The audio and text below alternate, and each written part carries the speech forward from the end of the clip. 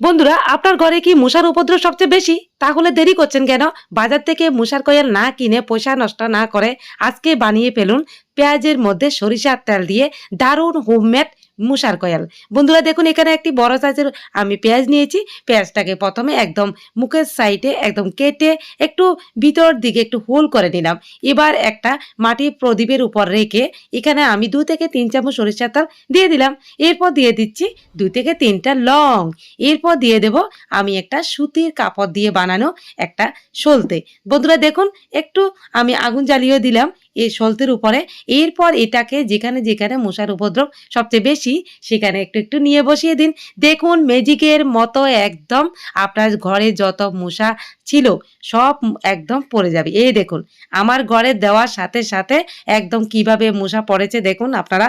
বন্ধুরা দেখলেন তো কি প্রমাণ সহ। তো বাজার থেকে মশার কয়েল না কিনে বাড়িতে বানিয়ে